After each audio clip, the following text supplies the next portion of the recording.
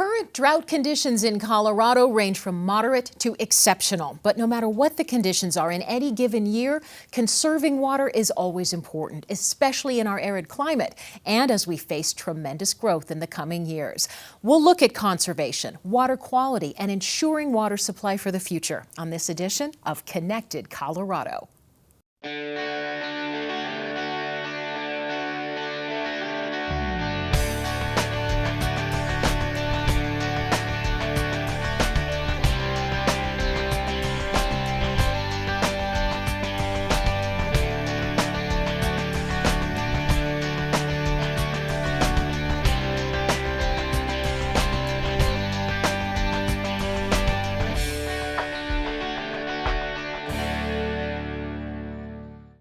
Hi, I'm Wendy Brockman. Big cities and small towns across Colorado are working hard to protect our most precious resource, water. In a few moments, we'll be joined by a panel of experts to discuss water issues. But first, let's look at how one city is saving water. The city of Denver has made major strides in water conservation over the last few years. We've been able to save over 2.5 billion gallons of water for Denver Parks and Recreation. Billion with a B. Yes, not million, but billion. We use water in a lot of different ways within Denver Parks and Recreation for our recreation centers, pools, fountains, but we use 96% of our overall water use for irrigation. So a lot of our focus in our water conservation division is on irrigation practices.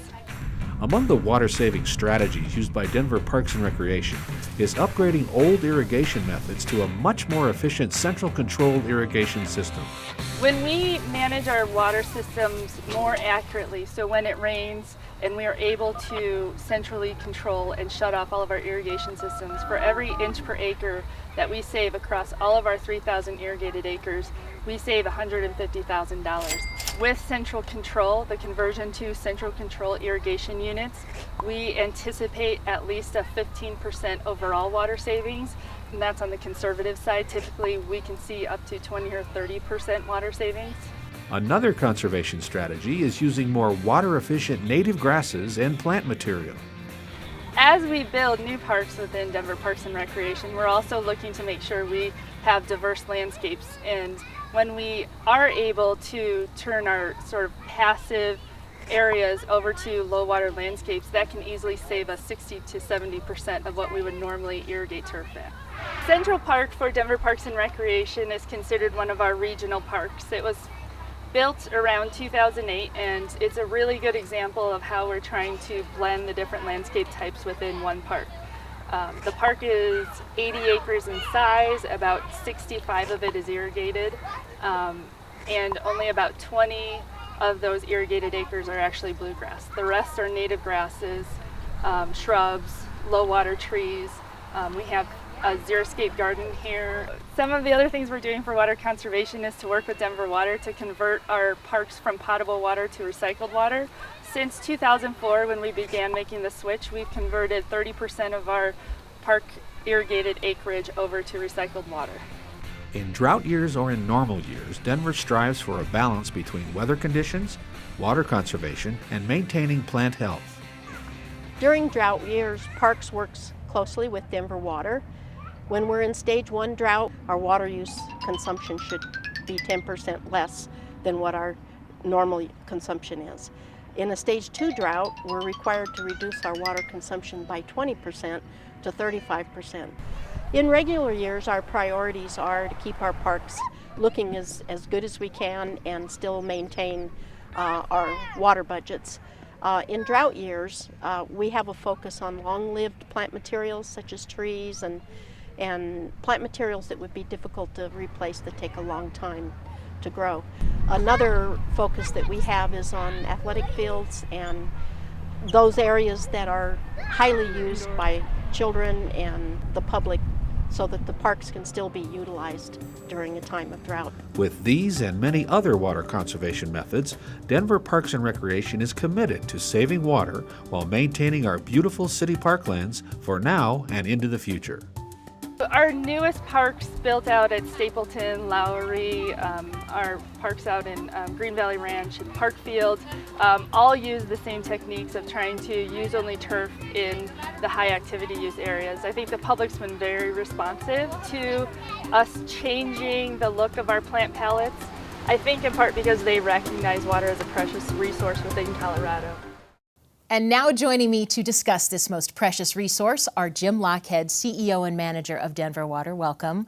Mark Koliber, Water Supply Director for Thornton, and Dick Leffler, Engineering and Utilities Director for the town of Frederick, which is in northern Colorado. Welcome, gentlemen. Jim, let's start with you. Earlier this spring, Denver Water said it needed to save 16 billion gallons of water. Were you able to do it? We did. Our customers responded to messaging that we gave that we were going to be in a really severe drought year. And we saved 20% over the last 10 years through our conservation campaign. And this year, our customers saved an additional 23% on top of that. So they were fantastic.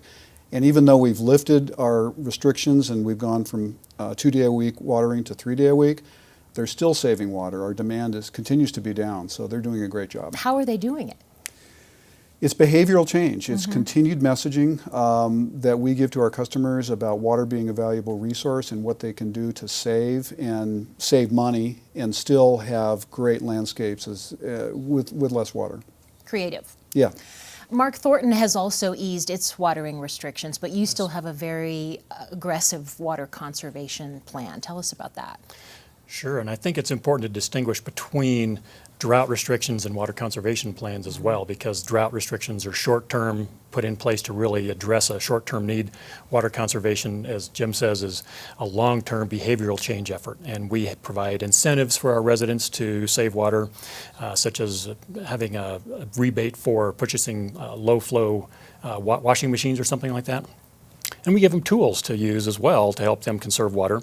One of our most popular programs is getting a professional out to have them look at their irrigation system, review how it operates, look at their sprinkler heads, and give them some ideas on how they might be able to save water. So an added benefit for them is they can save some money. That's right. That's a good incentive. It is. Now, Dick, tell me about your conservation efforts in Frederick. I imagine your situation is unique compared to, the situation in Metro Denver. Well, it's similar, but of course on a different scale. And the town of Frederick, the board decided to go with a voluntary water restriction program that's been in place for some time. So like the other two municipalities, we do a lot of education, a lot of promotion to make people aware of what the situation is, what the water supply for the year is, but we're on a voluntary basis is what we've done. So we haven't actually had mandatory restrictions. How many residents? We have approximately 10,000 people in Frederick at this time. It's a rapidly growing community. It's a challenge. Yeah, I bet. But we've been doing a good job of saving water this year just with the voluntary efforts. Getting the message out. Water, it's easy to take for granted until it's no longer there, right? What are some of the things behind the scenes that you guys do to get the water to our faucets at home? What would you want people to know about that, Jim? Water is a 24/7, 365 business. People turn on their tap and they expect to have water there. So what that means is from collecting water in our reservoirs, for example, Dillon Reservoir is part of our system, 11 Mile, Antero, Gross Reservoir, to transporting it down to our treatment plants. Those treatment plants are running 24 hours a day. We need people there. To keeping the pipes repaired. If it's New Year's Eve or Christmas Eve, our crews are out there repairing main breaks and assuring that the water is delivered. To maintaining security in our system. To working with our customers on how they use water and how we bill. So it's a multifaceted and complex operation directed toward the relatively simple task of turning on your tap and having some water come out. Anything different in Thornton to what Jim is saying? No, the only thing I'd add is in front of all of that are the efforts to develop a water supply that can take decades.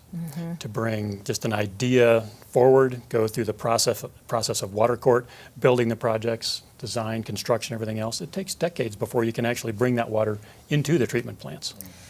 So regardless of whether your community is large or small, the issue of securing water for the future is so critical. What are some of the challenges we're facing in this area? We'll start with Jim. It's uncertainty from our perspective. Climate change, for example, is going to change runoff patterns. It's going to make wildfires more frequent, and wildfires have an effect on the water quality in our system as well as our facilities. So we've come to view our infrastructure and our system as not just the treatment plants and the reservoirs, but the watersheds that supply our water, because it needs to be clean, it needs to be sustainable, it needs to be there. Security issues are extremely important. How we grow as a metropolitan area is going to greatly affect how we plan and develop water decades into the future. What we've done at Denver Water is develop what we call scenario planning, where we envision different futures about what the Denver metro area might look like 50, 100 years from now. And then we have to be able to basically meet any one of those futures in our responsibility to have a secure water supply for the community. Dick, people may not know this, but Frederick is one of the fastest growing areas in the country. Yes. Little Frederick. Yeah, Little Frederick, when I started 10 years ago, we were beginning a growth boom where we averaged 16% growth for over 5 years. Now, we bottomed out in 2009 with the economic decline, but that's been steadily coming back, and we're growing at over 6% a year again. So the challenge is securing that future water supply for that growing population. And you're working on that right now. You have a very creative plan in the works, kind of a water sharing plan for northern Colorado. Tell us briefly about this project. Sure. The town of Frederick is one of 15 participants in the Northern Integrated Supply Project. It's called NISP. And this is constructing a large reservoir north of Fort Collins along with a smaller reservoir out east. It's a project that develops a new water supply. As Jim and Mark, I think, mentioned, we want to avoid going out and taking the water off of irrigated agriculture. We think that's important both economically and environmentally. So this is developing a new project where we capture the high water flows during the wet years, store those in a reservoir for the dry years. And we're not drying up the pooter like some people have claimed. Our junior water right doesn't allow us to do that. We're skimming the peaks, storing that. It's water that the state of Colorado is entitled to through interstate compacts. Otherwise it runs out to Nebraska, but Colorado is entitled to it. So this is a great water supply for the region, we think. Thornton has its own water supply and is one of the largest suppliers in the state. What do you see for the future? We have some short-term plans of building some additional reservoir storage along the South Platte, and we do that by reclaiming old gravel pit reservoirs. So we line them so that the water doesn't seep out, and we convert those over to a storage reservoir. That'll carry us through to about 2020 or so. And then in the long run, we have what we call our Thornton Northern Project, which is water that we acquired in the mid-'80s in the area of northern Colorado, and we're getting started on the process of bringing that water from north of Fort Collins down to the city of Thornton by 2020 to 2025. Regional cooperation is sounding like a theme here for Denver, Thornton, Frederick, I think all water supply entities. We're going to continue this discussion in a moment, but first let's take a look at how Lakewood is working to protect our lakes, streams, and waterways. Water. Clean. Clear. Flowing. Water is life. The City of Lakewood strives to keep our water and waterways as clean as possible, especially near construction sites. In order to do that, the city follows the best management practices, or BMPs, outlined by the Federal Clean Water Act. Every time the city starts a construction project near a waterway, BMPs are carefully practiced to keep dirt and mud from leaving the site and clogging waterways. Without those measures, the results could be problematic for our community. On any construction site that we have in the City of Lakewood, we're required to have best management practices in place. When BMPs are not used on construction sites, we see a great deal of sediment and pollutants leaving those sites and entering the waterways. The four main types of best management practices help prevent soil loss problems: access control, perimeter control, erosion control, and sediment capture. There is a science to keeping soil in place, and depending on the construction site, one or more of these measures may be used. BMPs are specific to job sites, so when you have, say, additional slope, steep slopes, you're going to be using a specific BMP that treats that kind of an environment. It's important for the public to stay away from construction sites and the various control measures that are being used to keep dirt and mud in their proper place. The BMPs that we have in the city of Lakewood are there usually temporarily. Some things are permanent, but when you see a BMP in Lakewood, leave it alone. We're just trying to let those things work, and when they're no longer needed, we'll remove them. After construction is finished, city staff often will use an erosion control measure like an erosion control blanket to help stabilize and revegetate the site. Other techniques might include a mulch cover that looks like green paint combined with native seed to reestablish vegetation. Construction sites are identified by the EPA as the #1 contributor of sediment to our waterways. We treat it very seriously in the city. The other cities in the metro area treat it the same way. So when you encounter a construction site, please respect its boundaries. Appreciate the thought, care, and work that went into Lakewood's best management practices there. With all of us working together, we'll not only protect our water, we'll continue to build Lakewood into one of the greenest, most enjoyable cities in the country.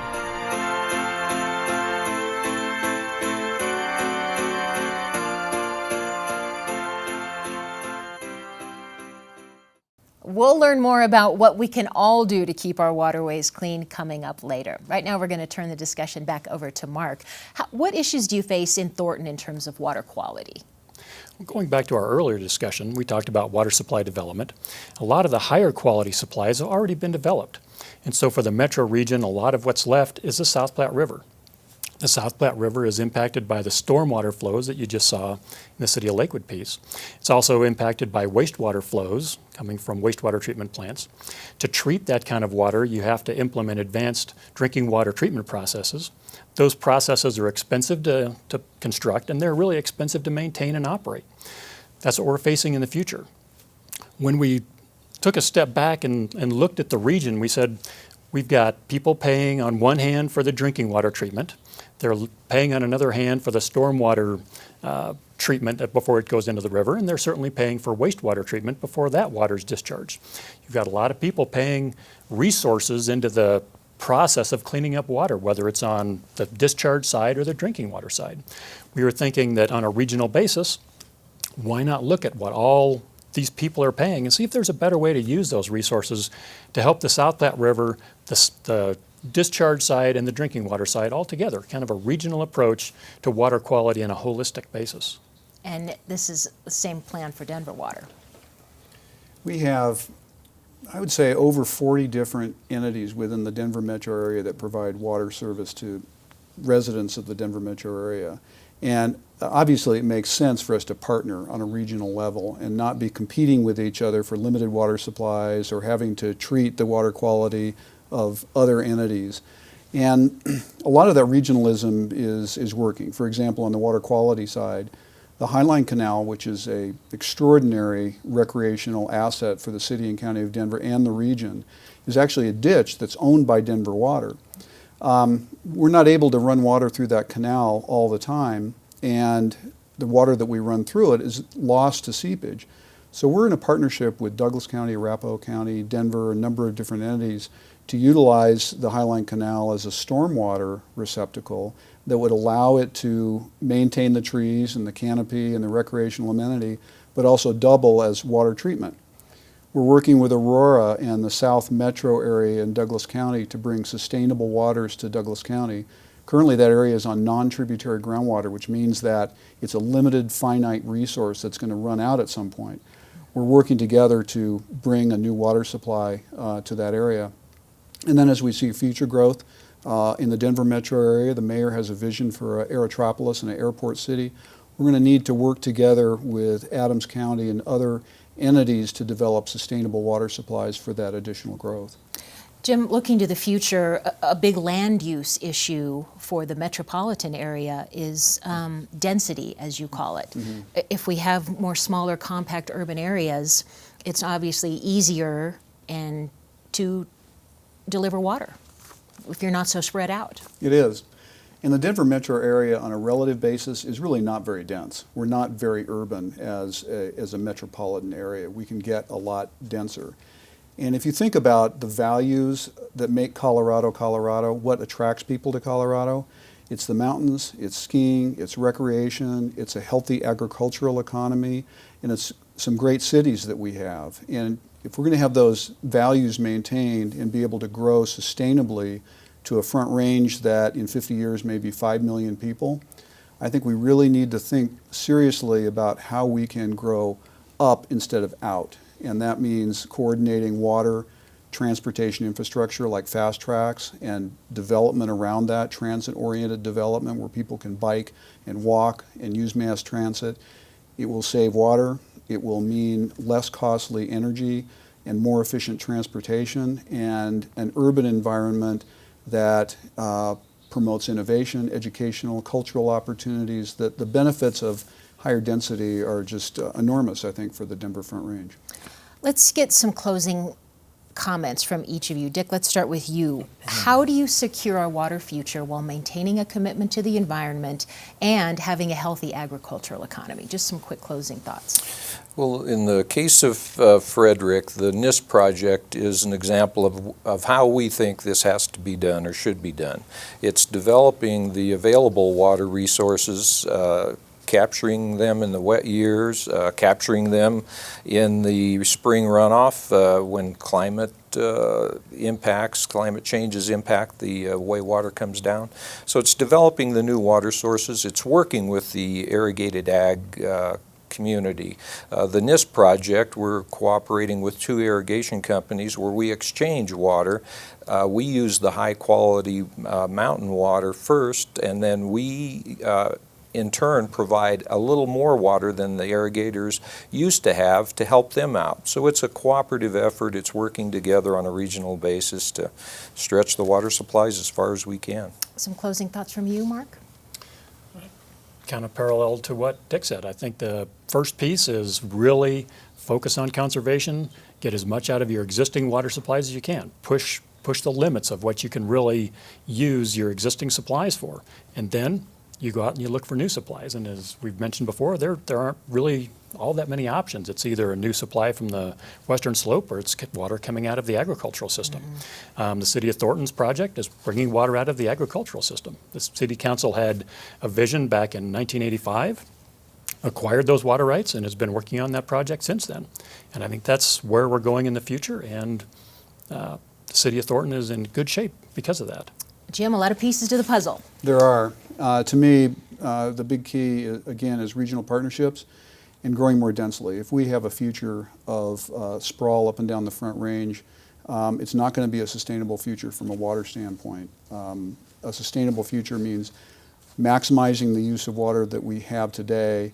That means we're going to be doing more and more reuse and recycling opportunities.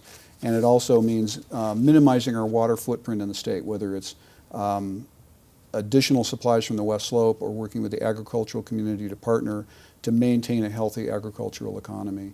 That, I think, we can do it as a community if we work together. If we're fighting one off against the other, it's going to be a future that's going to be contentious and ultimately not sustainable.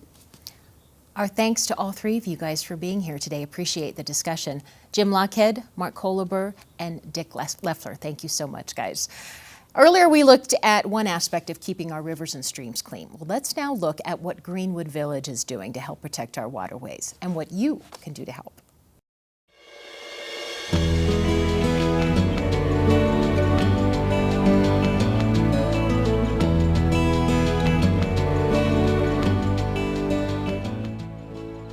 Take a journey alongside the many streams and ponds throughout Greenwood Village, and you will see and hear one of nature's most precious resources, water.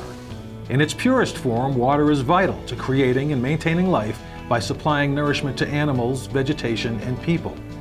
But it is not the water you consume from a faucet in your home or from your shower that we're talking about. That kind of water is treated and purified before you use it. Rather, it's the water that is never treated that needs your attention. It's called runoff. Runoff is the water that comes from the sky when it rains and the snow once it melts. It can go directly into water bodies, or travel along grass-lined ditches or wetlands from higher elevations to lower elevations. Even the overflow from your sprinklers and garden hoses becomes runoff. And the runoff that overflows from your lawns or over parking lots and streets can take with it a great number of pollutants that are carried down into storm sewers and end up in our reservoirs, ponds, and creeks, affecting wildlife, vegetation, and people. Some of these pollutants include fertilizers and herbicides, garbage and pesticides, yard waste, fuels from your automobile, and animal waste. Unfortunately, as soon as these contaminants reach a storm sewer, the water is not treated. What goes into a storm sewer stays in, as contaminants make their way into the water we play in and the water plants and wildlife need to survive. And it's what you can't see in the water, like strains of bacteria that come from fecal animal or human waste and other potentially harmful viruses, because when ingested, they can be deadly or cause serious side effects like diarrhea, cramping, and fever. And if oxygen levels in water are compromised due to high algae blooms, wildlife must struggle for survival. The large blooms of algae are not just unsightly, but they eventually die and fall to the bottom of our waterways. At the bottom, the algae decompose, causing water oxygen levels to fall. The falling oxygen level can cause the water to smell and even kill fish. In turn, the health of animals and birds that rely on fish are affected. That is why protecting our natural waterways is so important. But here in Greenwood Village, stringent efforts are taken to ensure that the quality of our water for wildlife and recreational activities is well maintained for the betterment of our environment. The village has adopted water quality measures that exceed other municipalities by lobbying for more stringent water quality regulations.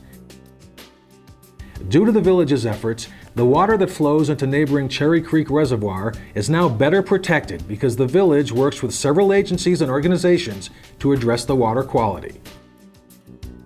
The village also makes assessments as to how new development projects will impact water quality.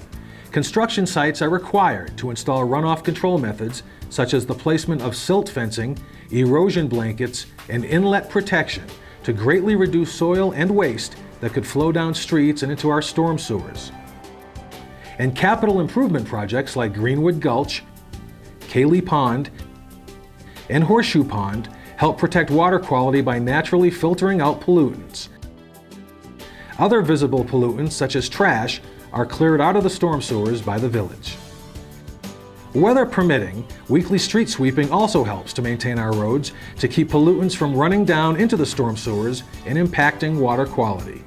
And the village provides free services to residents, such as a household waste program that allows for pickup of toxic household materials such as paints and solvents that, if improperly disposed of, could pollute the environment. Pet waste stations are also available to allow for the convenience of picking up and disposing of pet waste throughout our many beautiful parks and trails. But your help is still greatly needed. Try to minimize lawn and other landscape treatments and keep them off the sidewalks and streets. Pick up after your pets and properly dispose of garbage. Maintain your vehicle from leaking oil and other waste onto the ground. And never dispose of anything in a storm sewer. So please, do your part in our community effort to ensure the quality of water in our lakes, ponds, and streams. Together, we can continue to make the village a beautiful, clean, and environmentally safe place to live and work.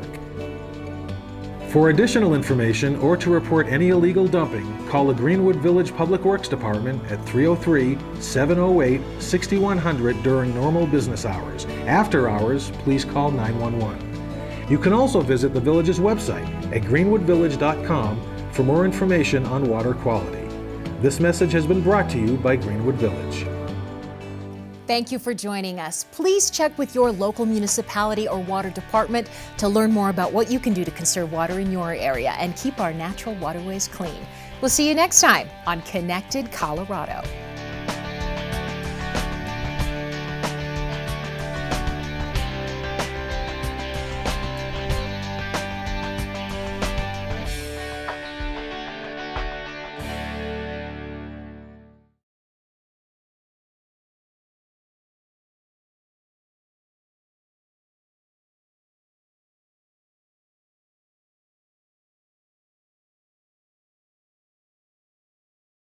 Water. It's something a lot of people probably take for granted until it's not there.